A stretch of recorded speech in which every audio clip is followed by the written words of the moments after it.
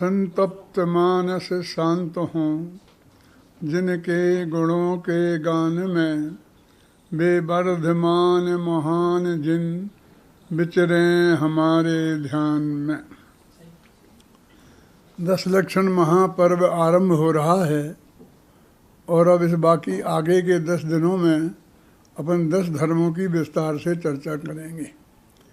पहला दिन है ना, तो सामान्य पर्व क्या किसे कहते हैं, 10 लक्षण पर्व का क्या तात्पर्य है, क्या अर्थ है, थोड़ा 5 मिनट 10 मिनट इसके बारे में बताएंगे। फिर उत्तम क्षमा के बारे में बताएंगे। उत्तम क्षमा का विषय अपने आप में बहुत बड़ा है, कुछ शेष रह जाएगा तो कल मार्दव धर्म के दिन एडजस्ट करेंगे। इस तरह 2-3 दिन में फिर शेष रह जाएगा तो आर्जव धर्म के दिन एडजस्ट करेंगे। इस तरह इन 3 दिनों में हम 3 धर्मों का स्वरूप आपको बहुत अच्छी तरह बता देंगे। ये 3 धर्म आपस में एक से भी हैं, आपस में परस्पर संबंधित भी हैं, तो उनकी चर्चा अपन यथावत करेंगे। पर्वों की चर्चा जब भी चलती है तो उनका संबंध इस लोक में खाने पीने और खेलने से जोड़ा जाता है। रक्षाबंधन के दिन क्या खाया जाता है, क्या खेला जाता है, दिवाली के दिन क्या खाया जाता है, क्या खेला जाता है, ऐसी प्रकार होली। माने हम इन पर्वों का संबंध खाने और खेलने से जोड़ते हैं। लेकिन ये 10 लक्षण महापर्व, अष्टान्न का महापर्व ऐसे पर्व हैं कि जिनका खाने और खेलने से संबंध नहीं है, बल्कि खाना और खेलना त्यागने से संबंध है। हम जब 10 लक्षण पर्व की बात कहते हैं तो ये कहा जाता है कि हम 10 दिन हरी नहीं खाते हैं, हम 10 दिन में बार बार नहीं खाते हैं, संभव हो तो एक टाइम ही खाते हैं और आवश्यक हो तो उपवास भी करते हैं। इस तरह एक खाना खेलना त्यागने की चीज़ है। धर्म का स्वरूप समझते हैं, विद्वानों से समझते हैं, खुद स्वाध्याय करके समझते हैं, भगवान की पूजन करते हैं, भक्ति करते हैं। तो इस तरह ये हमारा पर्व धार्मिक पर्व है। एक खाने और खेलने का पर्व नहीं, बल्कि खाना और खेलना त्यागने का पर्व है। पर्व 2 प्रकार के होते हैं, एक त्रैकालिक और एक तात्कालिक। त्रैकालिक माने क्या कि जो हमेशा होते हैं। ऐसे जो पर्व हैं जो कभी हमेशा, जैसे 10 लक्षण महापर्व उनमें से ही है कि जो अनादि से होता आया है और अनंत काल तक होता रहेगा। अष्टान्न का पर्व भी ऐसा ही पर्व है जो त्रैकालिक पर्व है। और कुछ होते हैं तात्कालिक। तात्कालिक माने जो किसी घटना विशेष से या किसी व्यक्ति विशेष से संबंध होते हैं। जैसे भगवान आदिनाथ की जयंती, महावीर की जयंती, राम जयंती, कृष्ण जयंती। तो ये पर्व अनादि के नहीं हो सकते हैं, क्योंकि जब महावीर नहीं थे तब ये पर्व कैसे मनाया जाएगा। और कल महावीर नहीं रहेंगे और उसके बाद जो अगले तीर्थंकर हो जाएंगे तो हम उनका मनाना शुरू कर देंगे। जब तक पारसनाथ थे, महावीर नहीं थे, तो हम पारसनाथ का मनाते थे, और हम महावीर का मनाने लगे कि सबका मनाए ना, तो सब तो फिर अनंत हैं, कितने मनाए जा सकते हैं। दिन तो 365 ही होते हैं, फिर रोज़ाना पर्व ही मनाते रहेंगे क्या।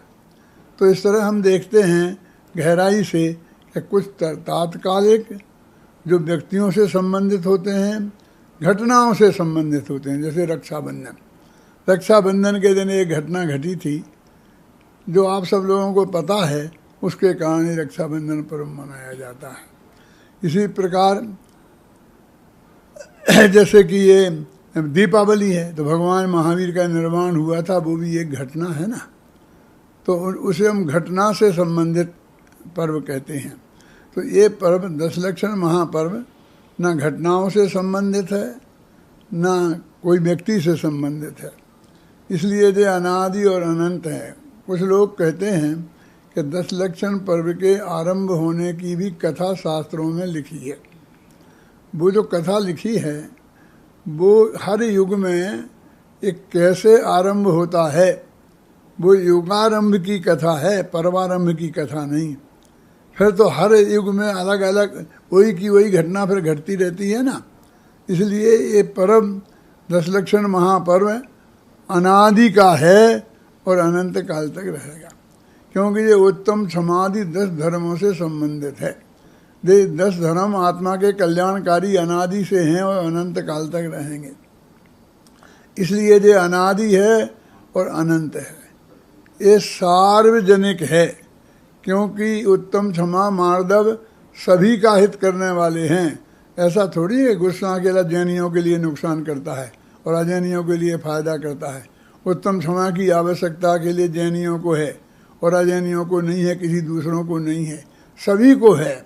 इसलिए ये सार्वजनिक है और सार्वभौमिक है। सार्वभौमिक क्यों है?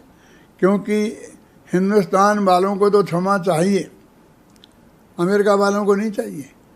उन्हें सुख शांति नहीं चाहिए, उन्हें भी चाहिए।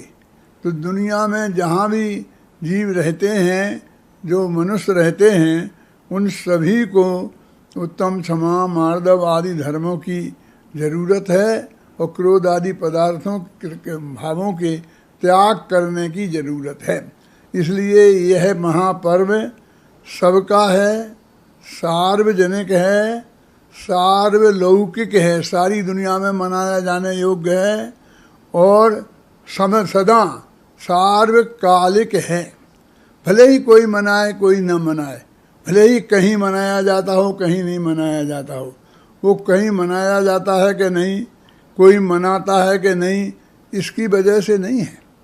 वो अपनी प्रकृति से सार्वजनिक है, क्योंकि सबका हित करने वाला है ना, वो सारी दुनिया का हितकारी है। इसलिए प्रकृति से सार्वभौमिक है, वो सब लोगों का कल्याण करने वाला है, इसलिए अपनी प्रकृति से सार्वजनिक है। ऐसा ये महापर्व दशलक्षण महापर्व आरंभ हो रहा है और वो आत्मा के 10 प्रकार के जो भाव हैं उनसे संबंधित है। इसलिए सब जीवों का कल्याण करने वाला पर्व है। देखो, घटनाएं कितनी भी महत्वपूर्ण क्यों ना हो, व्यक्ति कितने ही महत्वपूर्ण क्यों ना हो, आखिर बासी पड़ती हैं। जब ये रक्षाबंधन की घटना घटी, बहुत महत्वपूर्ण घटना थी, तो उससे संबंधित पर्व मनाया जाने लगा और आज तक मनाया जा रहा है। यदि इससे बड़ी घटना घट जाएगी तो हम इसे छोड़ के उसे मनाने लग जाएंगे। आदिनाथ और महावीर बहुत महान पुरुष थे, लेकिन उसके बाद उन्हीं जैसे और महापुरुष हो जाएंगे तो हम उनका मनाने लगेंगे, इनका बंद कर देंगे। अभी हम 24 जनवरी का कहाँ मनाते हैं। इसलिए व्यक्ति से संबंधित, घटना से संबंधित कोई भी जो पर्व है वो महान नहीं हो सकता, वो सार्वजनिक नहीं हो सकता, सार्वकालिक नहीं हो सकता। ये पर्व बरस में 3 बार मनाया जाता है। अभी भादों सुदी पंचमी से और चतुर्दशी तक, फिर चैत्र में और माघ में, उन 2 महीनों में भी ये मनाया जाता है, इन्हीं तिथियों में। लेकिन अभी हम देखते हैं सारे विश्व में ये भादों वाले को ही ज़्यादा महत्व मिला हुआ है और उन 2 को लोग जानते भी नहीं हैं, और कुछ जानते भी हैं तो मनाते नहीं हैं, मनाते भी हैं तो उंगलियों पर गिनने लायक लोग। क्यों हुआ ऐसा? इसकी गहराई में हम जाकर देखें तो हमें स्पष्ट मालूम पड़ता है कि ये बरसात के दिन लोगों को, गृहस्थों को फुर्सत के दिन हैं। माघ का महीना और चैत का महीना ये तो व्यापार के, धंधे के, खेती के, इन सब के दिन हैं। वहाँ इन कामों में सबको उलझना पड़ता है। किसान खेतों में उलझ जाता है, व्यापारी व्यापार में उलझ जाता है, क्षत्रिय लोग लड़ने के लिए निकल जाते हैं, क्योंकि युद्ध भी जब बरसात नहीं हो, गर्मी ज़्यादा ना हो, सर्दी ज़्यादा ना हो, मौसम ठीक हो, तभी लड़े जा सकते हैं। तो ऐसी स्थिति में वो पर्व में लोगों को फुर्सत नहीं मिलती है और चौमासे में किसान लोग खेतों में बोकर फिर आराम से घर में बैठते हैं। व्यापार भी बाहर जाना आना बंद हो जाता है, अपने घर में ही व्यापारी रहते हैं।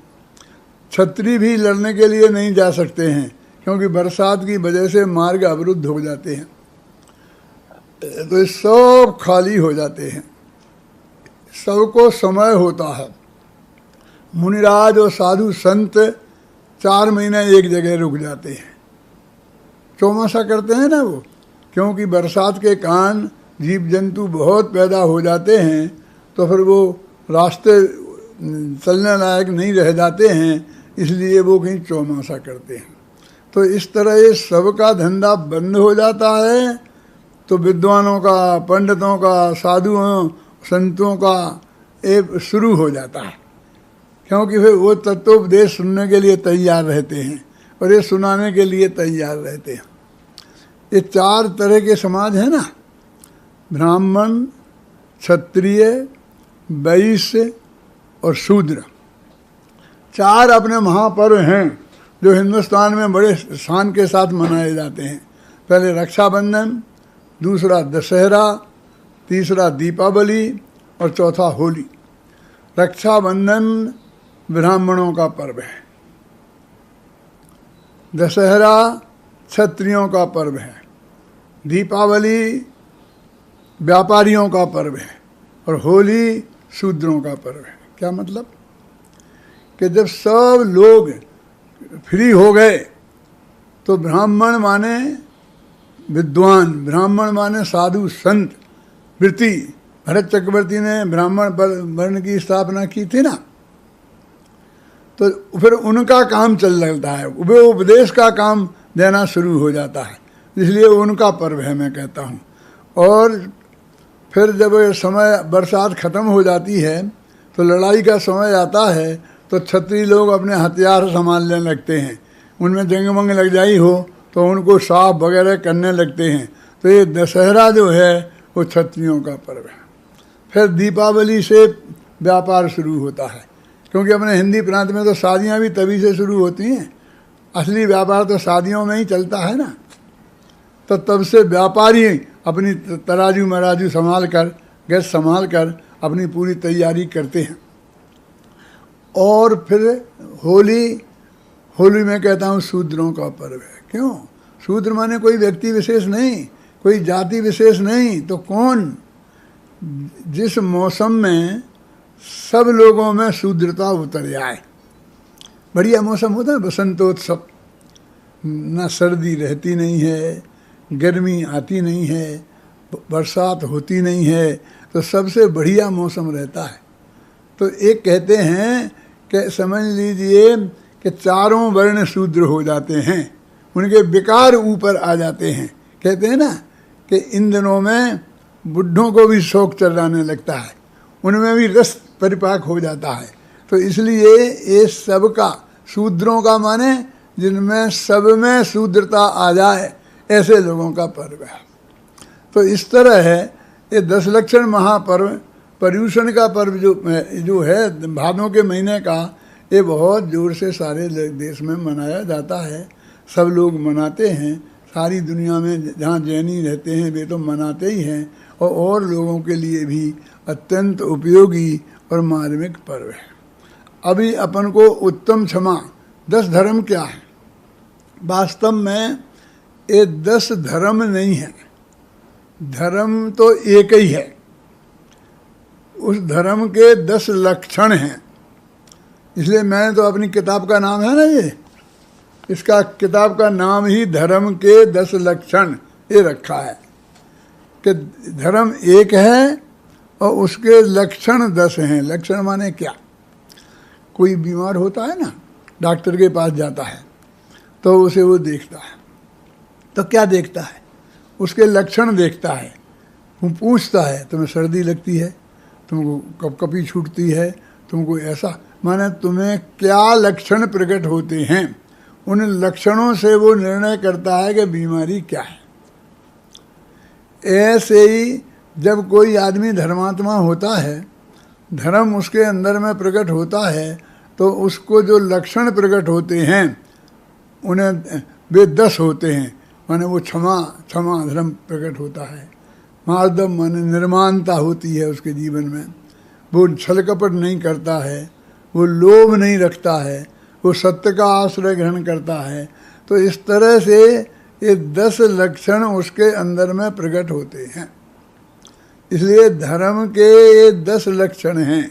धर्म तो एक ही है, और वो क्या है? वस्तु का स्वभाव, और स्वभाव के आश्रय से जो निर्मल पर्याय प्रकट होती है उसको धर्म कहते हैं। उस स्वभाव पर्याय को धर्म कहते हैं। लेकिन उनको हमने 10 भागों में बांटा, और अनेक भागों में भी बांट सकते हैं। 12 भावना के रूप में भी हम व्यक्त करते हैं, और भी कई तरीके से। तो ये 10 धर्म के लक्षण क्या हैं, उनके बारे में अपन को चर्चा करनी है। जब धर्म की चर्चा चलती है तो सब लोग नकारात्मक बात ही करते हैं। कहते हैं क्रोध नहीं करना क्षमा है, मान नहीं करना मार्दव है, छल कपट नहीं करना आर्जव है, लोभ नहीं करना शौच है। तो सब में नहीं करना है।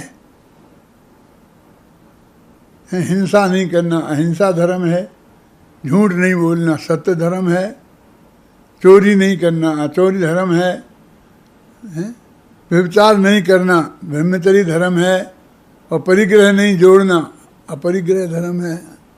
तो इस तरह है, जितने धर्म की चर्चा करते हैं वो सब नेगेटिव करते हैं। तो धर्म क्या नकारात्मक है?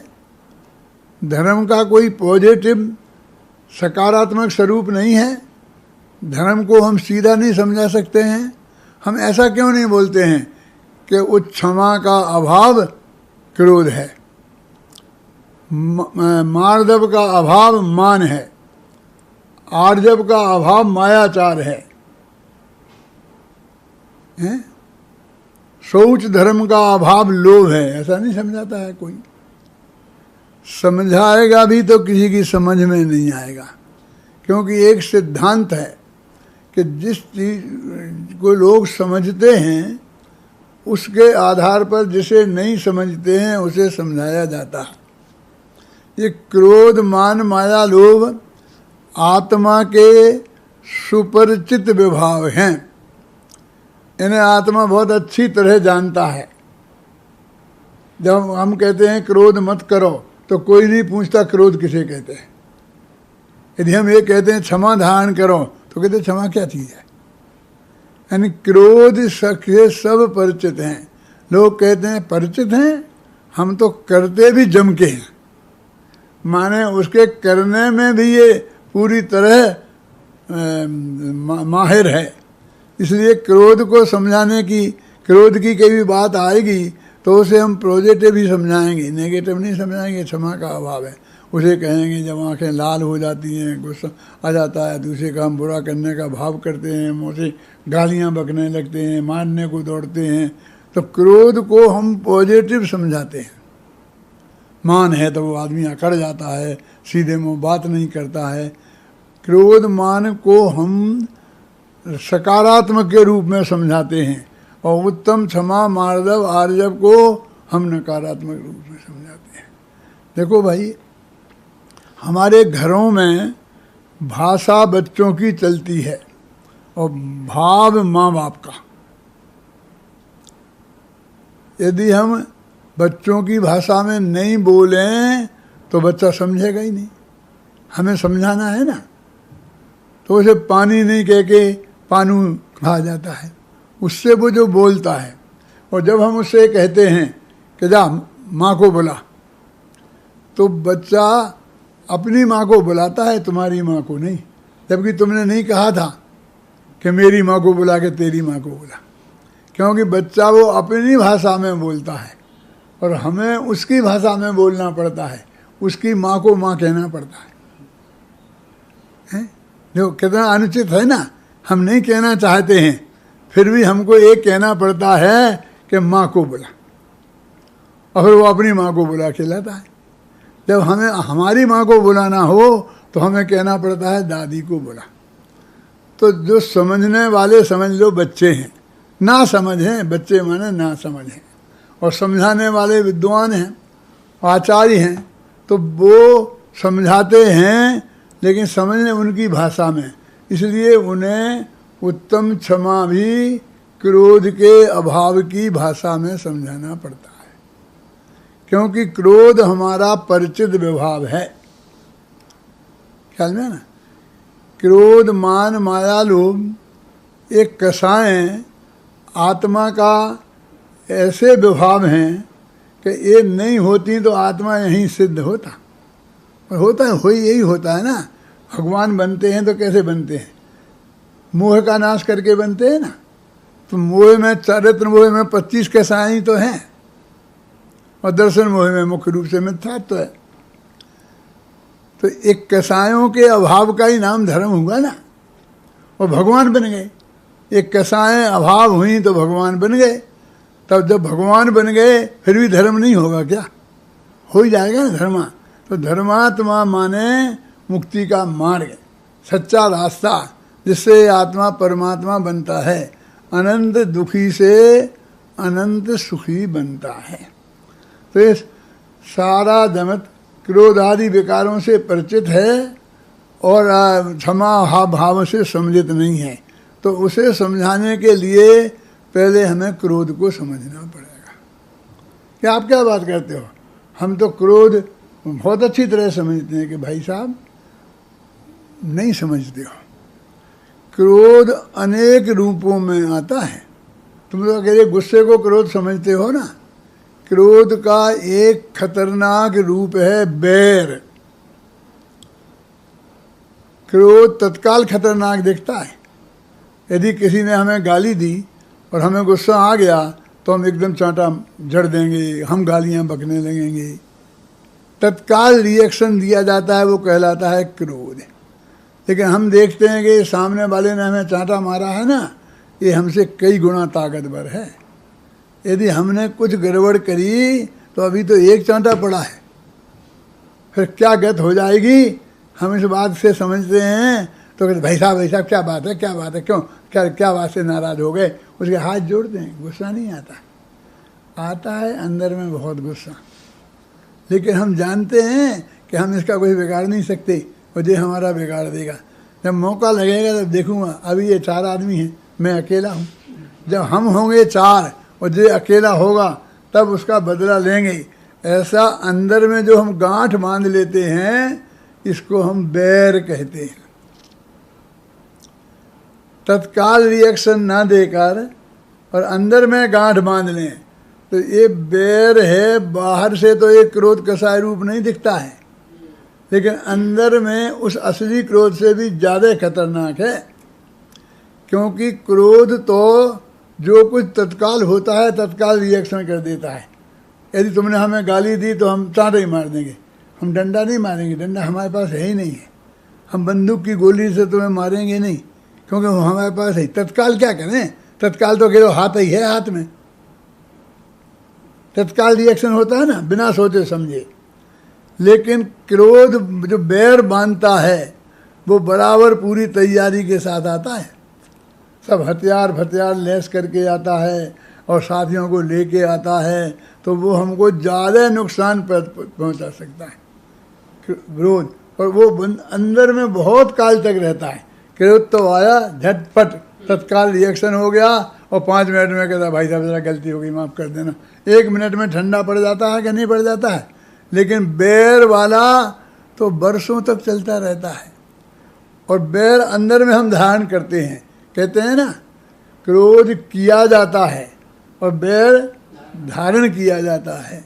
पूजन में आता है ना, बैर जो न तहाँ धरे। जहाँ बैर धारण नहीं करे तो बैर धारण किया जाता है और क्रोध किया जाता है। करने में और धारण करने में बहुत फर्क है। कि करना माने जब तत्काल कर दिया जो कुछ करना था, और धारण किया माने अंदर में धारण कर लिया। हम आग को जेब में रखेंगे तो क्या करेगी? सबसे पहले वो हमारी जेब को जलाएगी, फिर हमें जलाएगी, और दूसरे को जला पाए नहीं चाहे ना जला पाए। ऐसा बैर हम अपने अंदर धारण करते हैं तो सबसे पहले वो हमारा नुकसान करता है, फिर हमें जलाता है, और फिर दूसरे को जला पाए न जला पाए, वो तो उसके पुण्य पाप का उदय के अनुसार है ना। यदि उसका पुण्य का उदय बराबर बना रहा और तुम भाग्य से ऐसे हो ही नहीं पाए कभी कि उससे बदला ले लो, तो शायद तुम बदला ले ही नहीं पाओ। लेकिन सारी जिंदगी बदला लेने का भाव अंदर में रखोगे तो जो उससे कर्म बांधोगे उससे कितना दुख तुम उठाओगे, वो कर्म बांधोगे जब बांधोगे। लेकिन ये अंदर में क्रोध बना रहना एक कम तकलीफ का काम है, वो स्वयं बहुत तकलीफ का काम है। डॉक्टर लोग कहते हैं कि तुम घंटे घंटे ऐसा ही क्रोध करते रहोगे तो ब्लड प्रेशर हो जाएगा, माथे की नस फट जाएगी, ब्रेन हेमरेज हो जाएगा। एक क्रोध आप निरंतर नहीं कर सकते हैं, बैर धारण कर किए रह सकते हैं। वो ठंडा काम है ना, ऊपर से ठंडा दिखता है, बाहर से खतरनाक नहीं दिखता है, लेकिन वो योजनाबद्ध विनाश करता है, इसलिए ज़्यादा खतरनाक है। क्योंकि वो कमज़ोर आदमी सोचेगा कि अब मुझे बदला लेना है, अब इसे मैं पीट तो सकता नहीं, सामना तो कर नहीं सकता हूँ। ऐसा करो कि चुपचाप एक चिट्ठी इनकम टैक्स ऑफिसर को डाल दो, वो साला आगे इसे परेशान करेगा, हैं। इसके कारखाने में जाके चुपचाप घूमने जाओ और आग लगा दो, सारा कारखाना जल जाएगा। वो ऐसा तो योजनाबद्ध विनाश करता है, तो वो हमारा बहुत बड़ा नुकसान कर सकता है। तो बैर भी क्रोध का ही एक खतरनाक रूप है। हिंदी साहित्य के एक बहुत बड़े विद्वान हुए हैं, उनका नाम था आचार्य रामचंद्र शुक्ल। वो इंटर पास थे, 11वीं क्लास पास थे, और बनारस यूनिवर्सिटी में, काशी विश्वविद्यालय में बनारस यूनिवर्सिटी में वो हिंदी एमए वालों को हिंदी पढ़ाते थे, और उन पर सैकड़ों पीएचडी हो गए। वे पीएचडी नहीं थे, एमए भी नहीं थे, बहुत बड़े विद्वान थे। उन्होंने मनोविज्ञान पर कुछ लेख लिखे हैं, तो उन्होंने क्रोध पर भी एक लेख लिखा है। तो उसमें लिखा है कि बैर क्या है, तो क्रोध का आचार या मुरब्बा है। ये आचार और मुरब्बा क्या होता है जानते हो? क्या बात करते हो, जानते हैं, हम तो खाते भी हैं। पूज्य गुरुदेव कभी मुरब्बा नहीं खाते थे। कई दफ़े हम लोगों के मुँह से सुना है। एक दफ़े बचपन में जब वो बनाते हैं ना अचार वगैरह मुरब्बा, तो 6-6 महीना तक सड़ाते हैं उसे। जब सड़ा लो, गला के खाओ, उसका नाम वो अचार मुरब्बा है।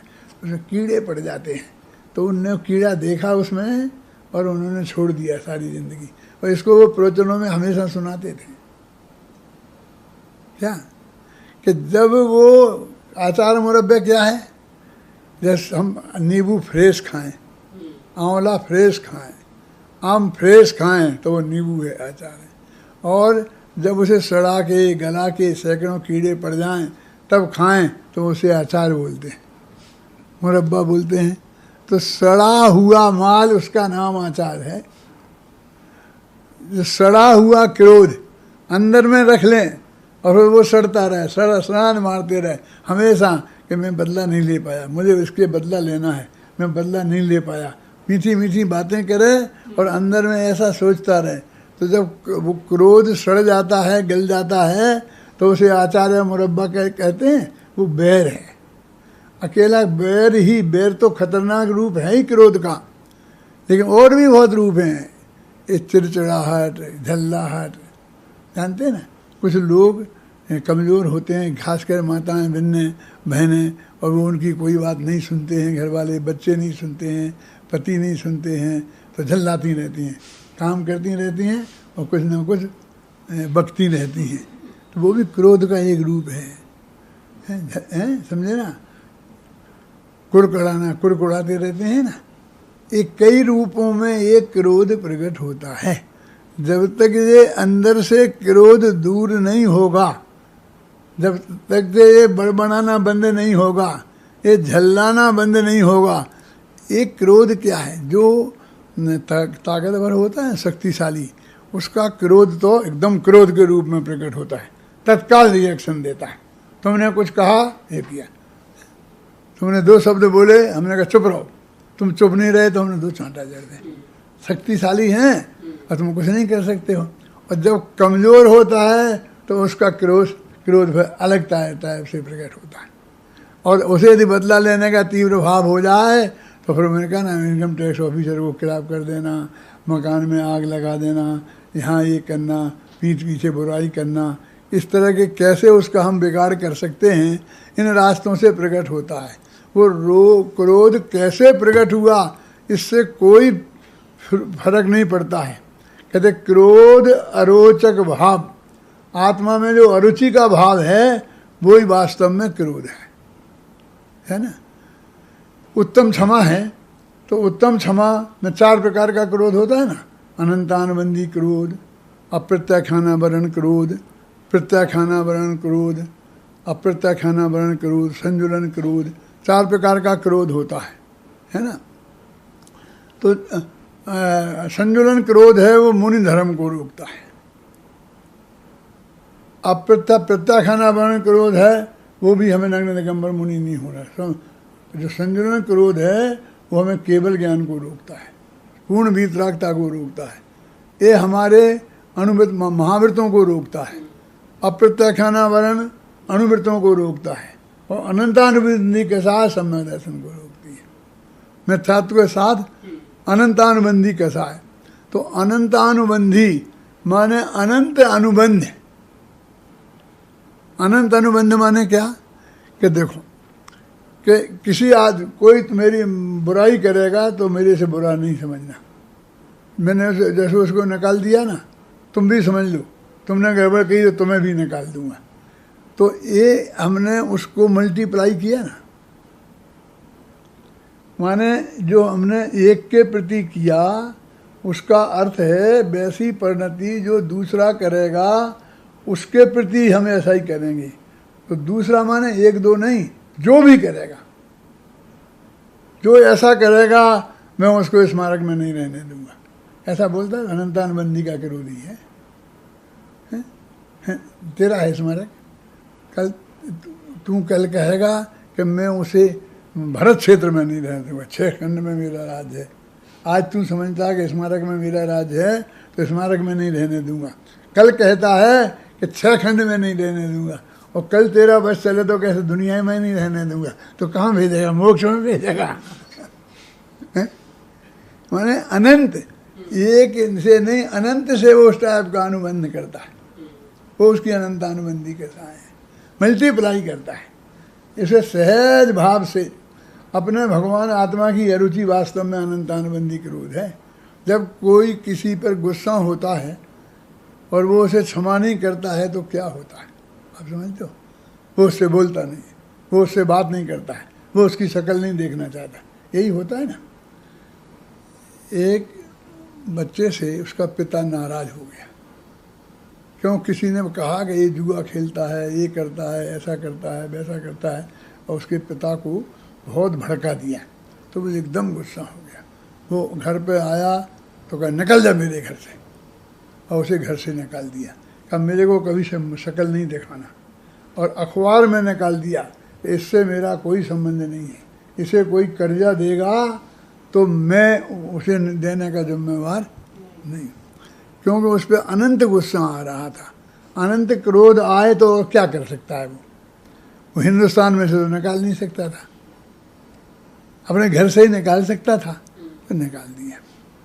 अभी देखना कि वो निकाल दिया, अभी इतने से काम नहीं चलता है। फिर उसके बारे में बात नहीं, पत्नी उससे कहती है कि वो तुम बच्चा का जरा कहीं क्या पता खाया होगा कि नहीं खाया होगा, उसकी बात मत कर। वो उसके बारे में पत्नी की बात भी नहीं सुनना चाहता। उसका दोस्त आया, उस दोस्त ने कहा कि चाचा जी मुझे आपसे एक बात करनी है। हाँ भाव बोलो बोलो, क्या है? तुम बहुत दिन से आए ही नहीं, आजकल आते ही नहीं हो, क्या बात है?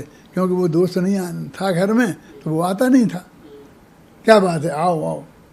रमेश की अम्मा चाय बनाना, थोड़ा नाश्ता लाओ, सुरेश आया है। उसे प्रेम से बुलाते हैं, चाय पानी बुलाते हैं, सब व्यवस्था करते हैं। फिर वो कहता है कि चाचा जी मैं आपसे ये कहने आया हूँ कि जो आपका लड़का रमेश है उसने जो आप समझते हो वैसी गलती, उसकी बात मत करना, और जो बोलना है बोल, और तुझे क्या चाहिए वो बोल, उस नालायक की बात मत करना, उसकी बात नहीं सुनना चाहता।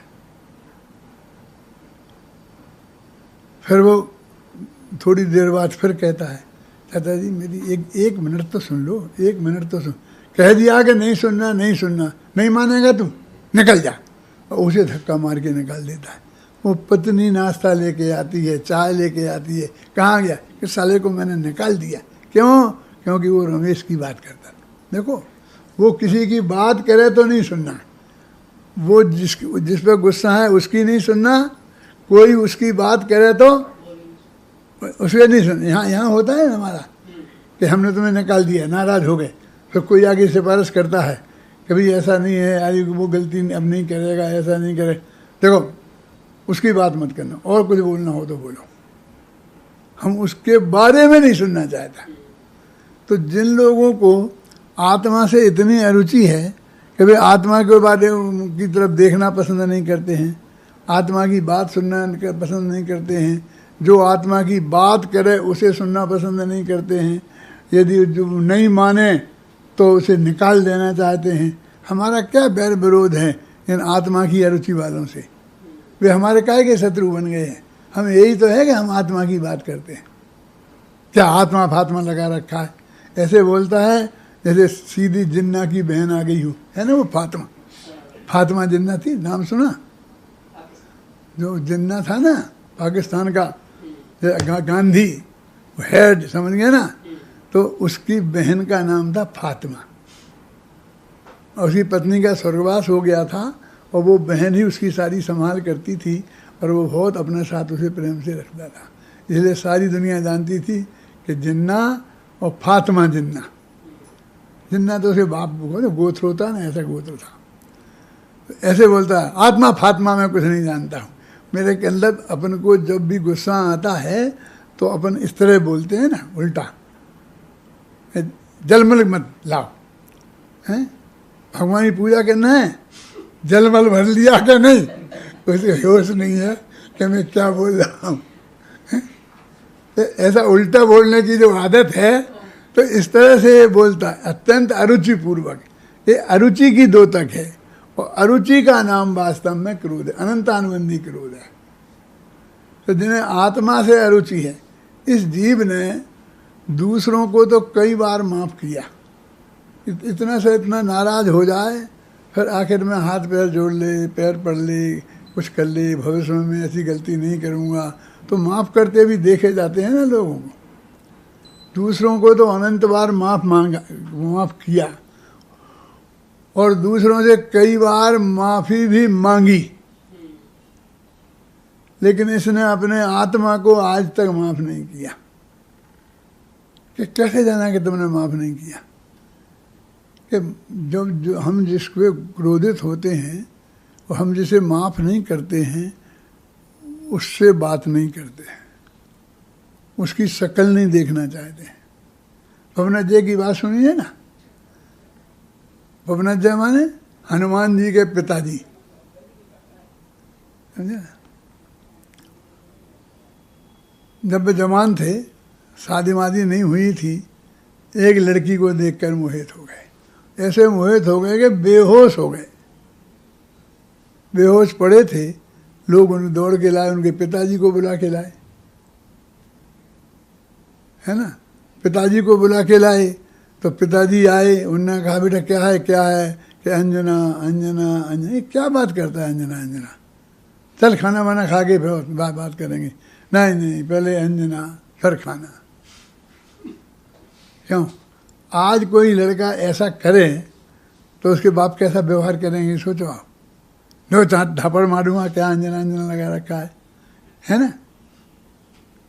लेकिन वो बहुत सज्जन थे, उनने समझाया कि कोई बात नहीं है, अंजना से शादी करना है तो कर लेना, अपन बहुत बड़े राजा हैं, तुम बहुत होशियार लड़का है और वो साधारण राजा हैं, और वो अपन प्रस्ताव भेजेंगे तो 1 मिनट में हाँ हो जाएगी।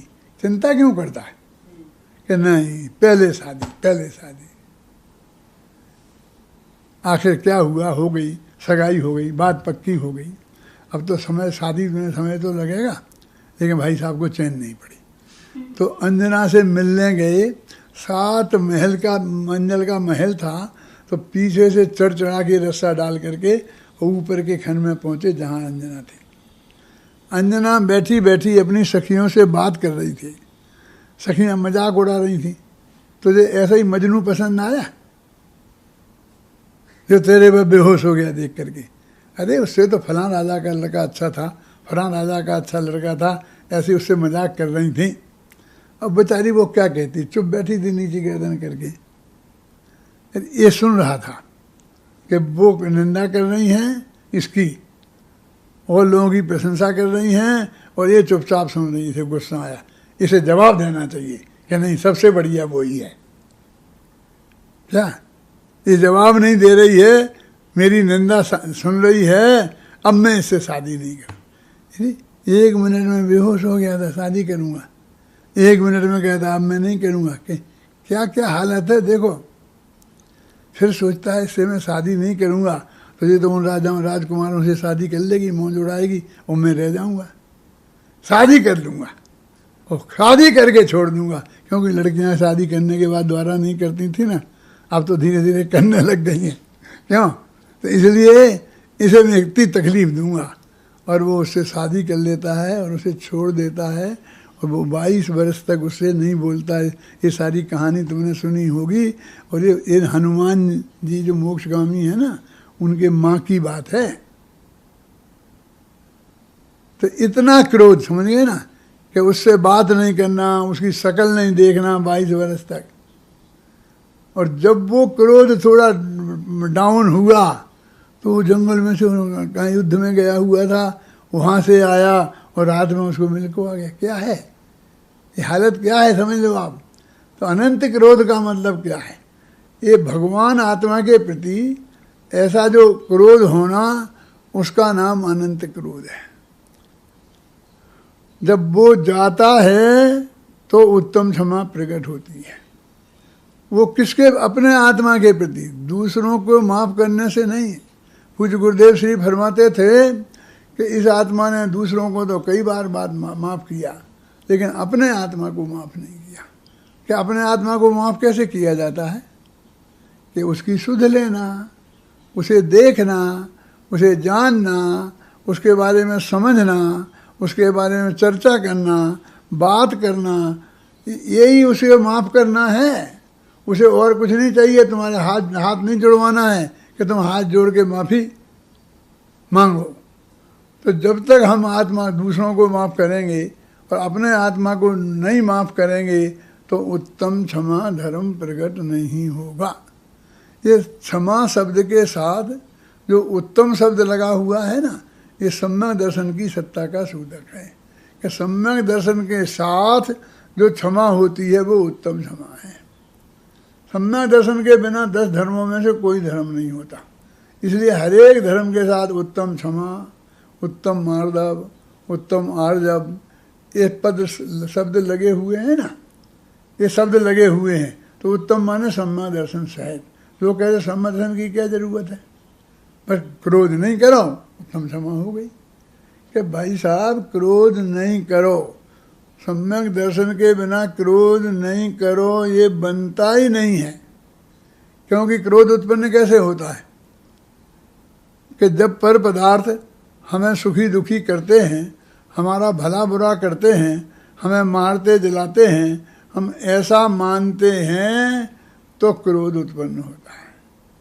जब तत्व ज्ञान के अभ्यास से हम ये समझेंगे कि एक द्रव्य दूसरे द्रव्य का करता नहीं है, कोई किसी का भला बुरा नहीं कर सकता है, कोई किसी को मार जला नहीं सकता है, तब वास्तव में वो उत्तम क्षमा प्रकट होती है।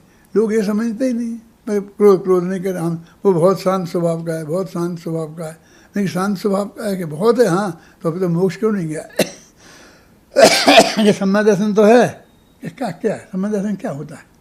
सम्यक दर्शन का नाम नहीं सुना और बहुत शांत है, उसके बिना शांति होती ही नहीं। तो उत्तम क्षमा का वास्तविक स्वरूप क्या है कि अपने आत्मा का स्वरूप जानकर उसके प्रति रुचि करना, उसमें अपनापन करना, तो उससे मिथ्यात्व का भी अभाव होता है और अनंतानुबंधी क्रोध मान माया लोभ का भी अभाव होता है। तो जो क्रोध का अभाव हुआ उसका नाम उत्तम क्षमा है। इसलिए 10 धर्मों के साथ में उत्तम शब्द लगा है, क्षमा नहीं। क्षमा तो कई बार धारण की, लेकिन उत्तम क्षमा, सम्यक दर्शन सहित क्षमा को उत्तम क्षमा बोलते हैं। इस क्षमा का हम वास्तविक सच्चा स्वरूप समझें, गहराई में जाएं और मिथ्यात्व का अभाव करके, अनंतानुबंधी क्रोध का अभाव करके अंदर में जो क्षमा भाव प्रकट करें, उसका नाम उत्तम क्षमा है। ऐसी उत्तम क्षमा प्रत्येक आत्मा अपने अंदर में प्रकट करके अनंत सुखी हो, इस मंगल भावना के साथ मैं अभी की बात समाप्त करता हूँ।